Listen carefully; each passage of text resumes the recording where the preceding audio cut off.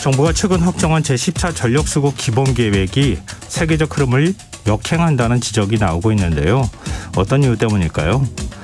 우리가 놓치지 말아야 할 환경 문제와 미래를 위한 생활수칙 꼽아보는 시간입니다. 지구생활백서 세계일보 윤지로 환경전문기자 나와 계십니다. 안녕하세요. 네, 안녕하세요. 네, 지난번에 전력수급 계획에 대해서 저희가 한번 얘기했던 기억이 있거든요. 네, 맞습니다. 이번엔 구체적으로 확정 발표를 한 겁니까? 네, 맞아요. 제가 작년 8월 말에 제14 전력수급 기본계획이라고 하는 거를 이제 실무안 나왔다 이렇게 해서 소개를 드린 적이 있는데 네. 지난주에는 이제 그게 최종 확정이 돼서 발표가 됐습니다. 네. 뭐 내용은 거의 비슷해요. 하지만 뭐 이제 기억이 잘 안 나실 테니까 제가 요약을 해드리면 복잡해요. 네, 원래 이제 우리나라가 2030년 온실가스 감축 목표를 유엔에 제출하면서 이제 밝힌 게 있어요. 2030년에 원전의 발전 비중을 24% 그리고 재생에너지를 30% 이렇게 높이겠다 이렇게 발표를 했거든요. 그리고 네. 나머지는 석탄과 가스가 절반씩 이렇게 하고요. 근데 이제 정부가 바뀌면서 원전과 재생에너지 숫자가 바뀌었죠. 실무안에서도 그렇게 나왔고 이번에 확정된 걸 봐도요. 2030년에 원전이 32%, 그다음에 신재생에너지는 22%, 그리고 석탄이 20, 가스가 23, 뭐 이렇게 됩니다. 아, 그럼 이거는 좀 숫자가 많아서 천천히 설명드려야 될 것 같은데요. 네네네. 일단 제일 두드러진 부분이 네. 원전 발전 비중을 24% 하겠다고 했다가 네네네. 32%로 높이겠다. 네, 맞아요. 신재생에너지 비율을 30%로 높여가겠다고 했다가 22%로 목표치를 네. 낮췄다. 예, 이게 제일 맞습니다. 두드러진 측면이네요. 네, 맞습니다. 네. 네. 그래서 이제 이게 어쨌든 이게 사실은 원래 이제 국제사회에 발표했다라고 하는 그거는 이제 뭐 법정 계획이나 이런 건 아니었어요. 그렇다고는 하더라도 어쨌든 약속한 건데 이렇게 후퇴시킨 게 어딨냐. 그래서 이런 비판이 있다라고 이제 지난 시간에 말씀을 드렸었죠.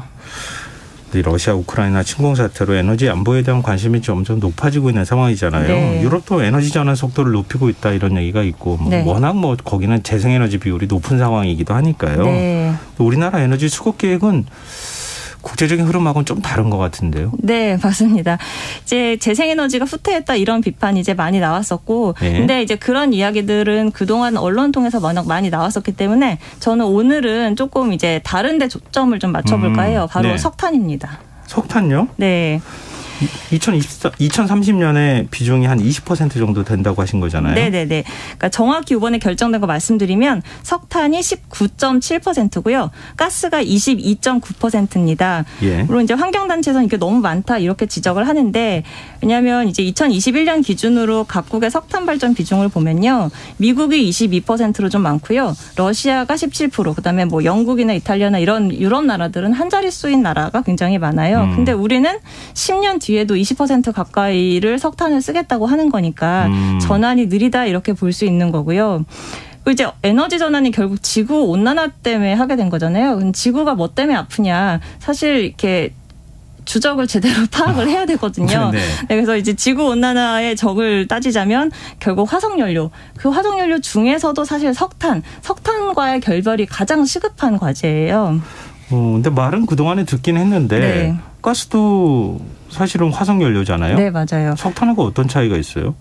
일단은 석탄은 온실가스 배출이 많습니다. 왜냐하면 이제 말씀하신 대로 뭐 가스든 석유든 다 화석 연료긴 하지만 예. 이제 석탄은 워낙 탄소 비중이 높아요. 그러니까 석탄이라는 거는 잘 아시겠지만 고생대 때 식물들이 그때 고생대 때 식물들은 막 고사리 이런 게 30m, 50m씩 이렇게 자랐다고 해요. 네.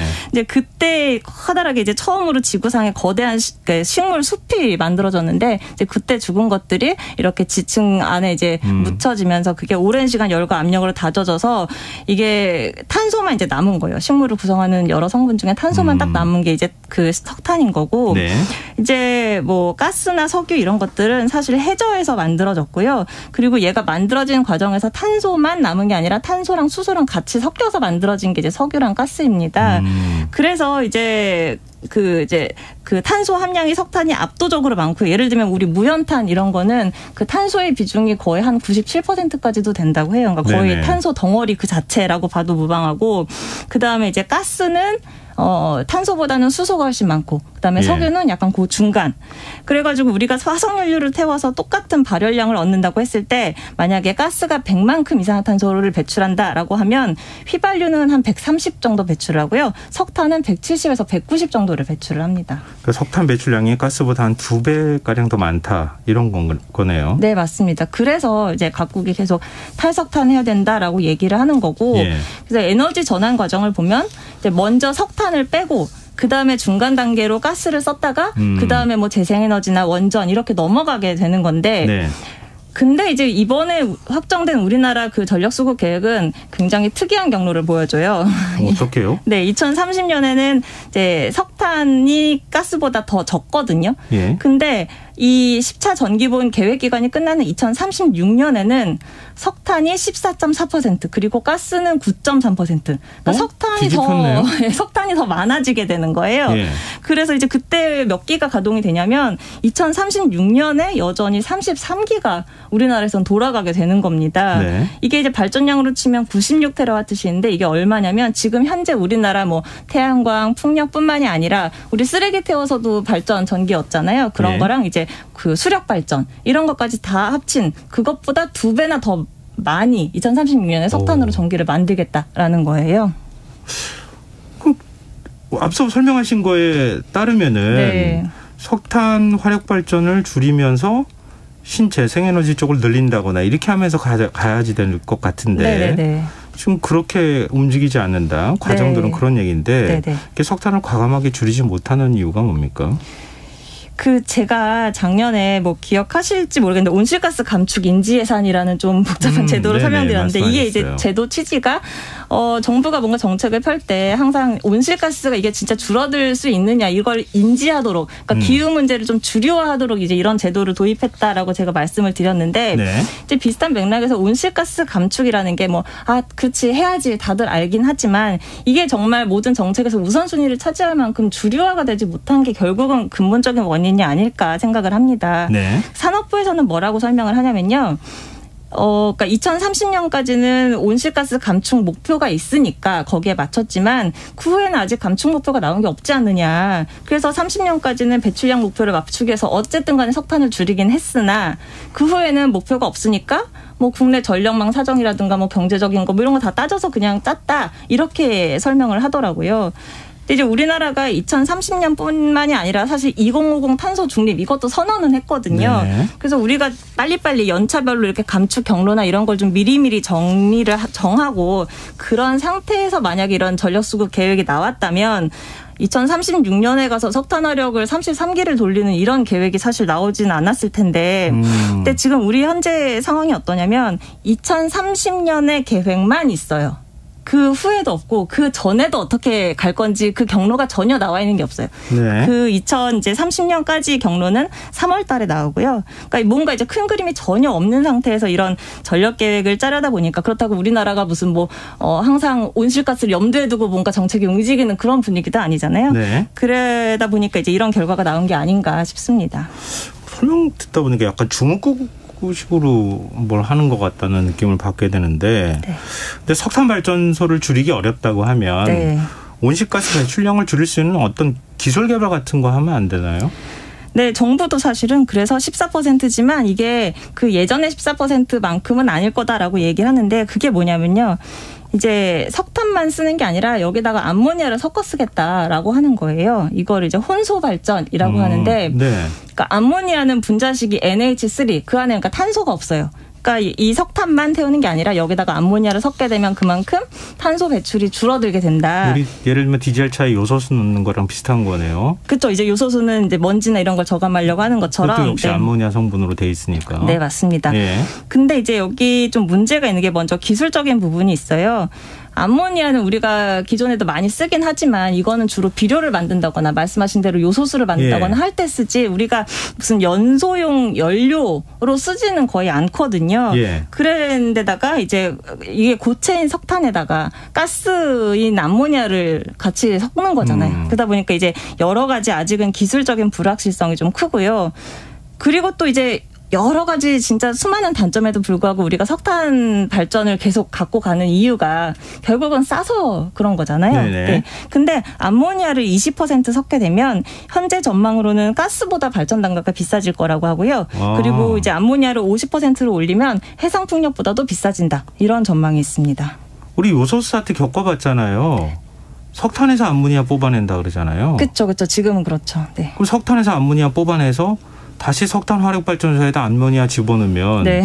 이게 뭐 이걸 어떻게 봐야 되나 이런 생각이 드는데 좀 다른 대안은 없을까요? 석탄 발전 말고 네. 뭐 요즘 수소 뭐 가스 시대니 어쩌니 이런 얘기도 하잖아요. 네, 이제 그런 이제 암모니아 발전이나 수소 발전이 일단 무탄소 전원이긴 해요. 네. 전원이긴 한데 현재는 그것만 갖고서 발전을 하는 거는 사실 유럽도 없고 우리나라도 없고 전 세계는 아직 없습니다. 그래서 지금 암모니아 이거 혼소 발전도 일본 같은 경우는 이거를 처음에 20% 섞었다가 50% 섞었다가 결국에는 자기네가 100%까지 가겠다라고 하는데 아직은 이런 암모니아나 수소만 갖고서 지금 전기를 생산하기는 좀 어려운 실정입니다.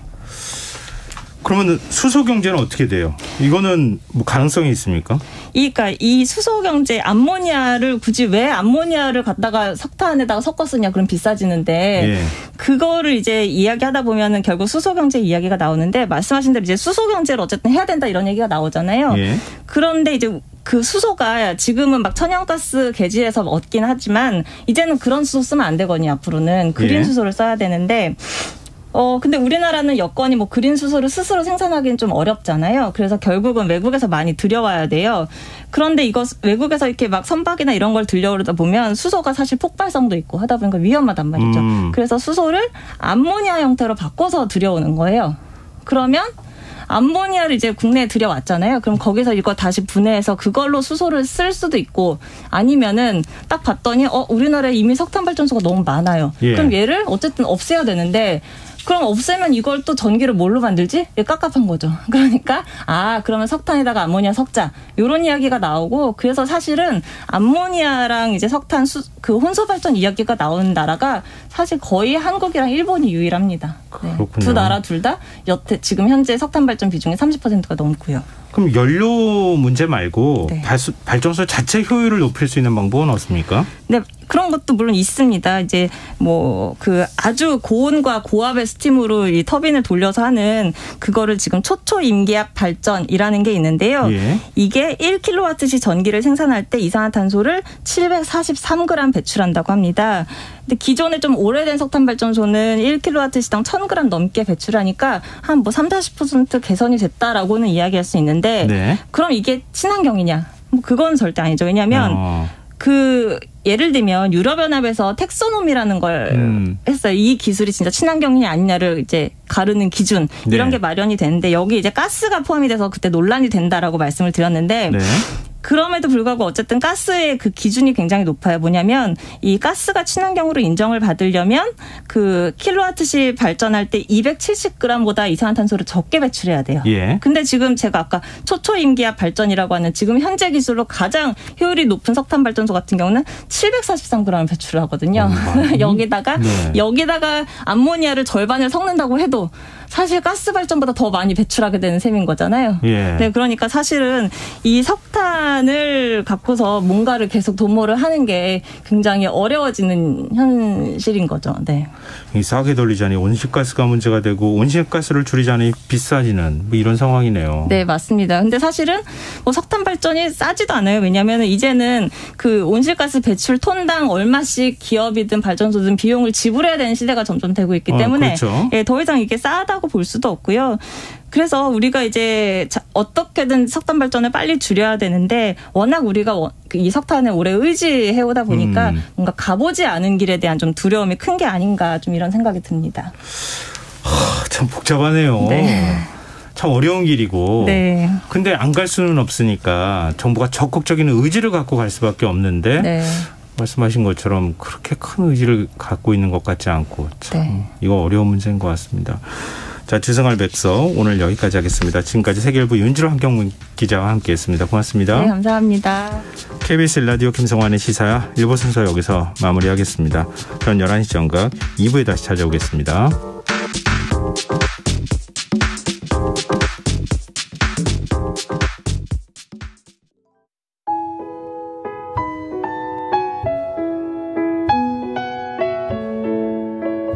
경제적인 어려움에 처한 위기 가정들이 늘고 있습니다. 복지 사각